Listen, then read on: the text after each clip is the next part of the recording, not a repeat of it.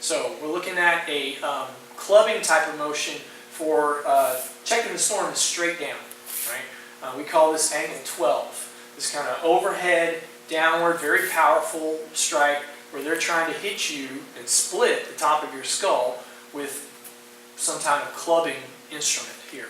The first thing we want to do again, remember technique number 4 here, back to deflecting hammer. Best block, don't be there. So in this case, we're going to look at getting out of the way by moving to the side. I'm going to step over with my right foot here. And it'll be 2 steps that happen as 1 count. I step with the right, I slide the left into a cat stance.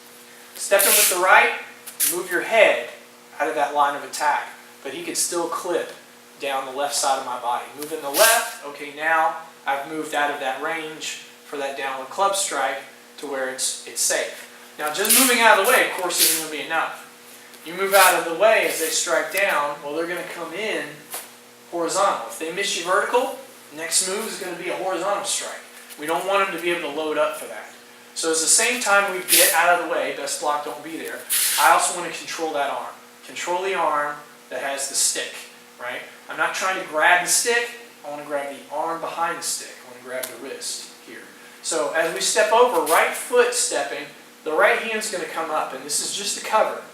It would still be better to be hit in the arm than to be hit in the head. So if you're not fast enough, if they catch you by surprise, then we start with this motion here. We're going to create what we call the windmill action, where 1 is the minor, it's not the main block here. But as you start the movement, the minor cover comes up first, and if you have to, you use that as your defense.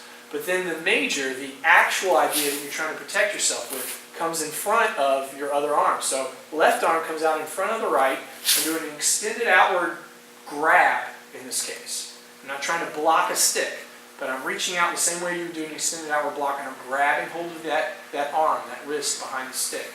All that happens in step 1. Strikes coming down to your head, step with the right hand, step with the left hand, but much faster, fluid. Boom, 1 move. 1 move over to the side. Again, get out of the way quickly, using this windmill action to protect, grab hold of that arm so you've got control of the stick. Now before they have a chance to start pulling and jerking around with that stick, as soon as you come to this position, I want to take advantage again of that low line. I'm going to kick with the left right to the abdomen.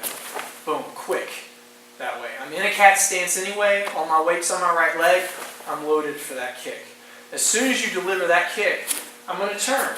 So the foot turns, left foot turns out to the side a little bit. What that does is line your hips up so that I can then do a right side kick to his knee.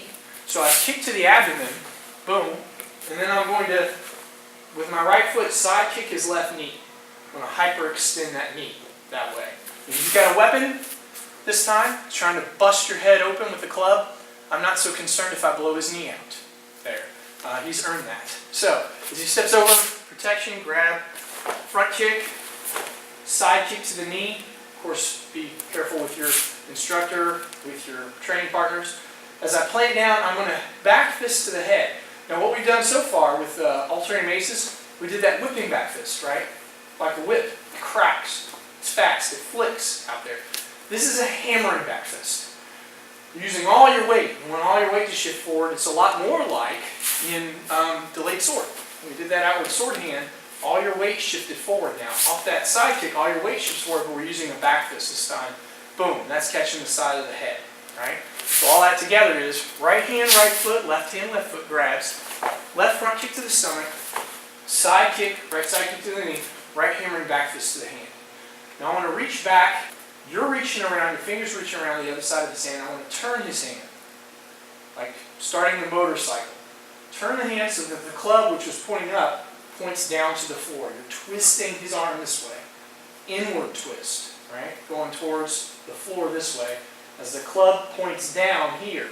Then what I want to do is I bring my left hand right at the base of where I'm holding it, here where he's holding it, where I've got a lot of leverage. Not down here, right at the hand. And I'm going to push with the left away while I pull towards me with the right. And this is a stripping action here. Pull one way, push the exact opposite. If you can grab the stick at this point. It'd be even better rather than just disarming him, to disarm him and you have the weapon. That's ideal. Now, so I'm checking, I'm grabbing the hand that's attacking with the club. Front kick, left, side kick with the right, hammer and back fist. Reach back, turn the weapon, and I'm creating this stripping disarm. Don't forget to push on the web of their hand. That'll make it easier to take that weapon away, right? And that is checking the storm.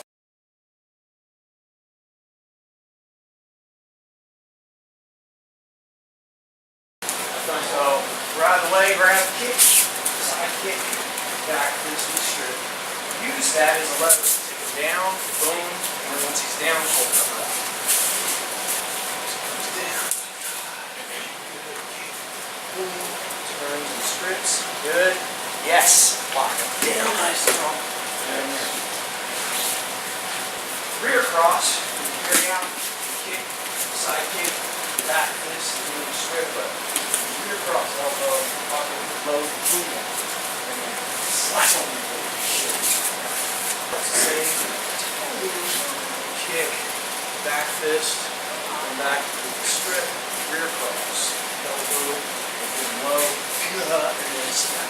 Good job, Tom.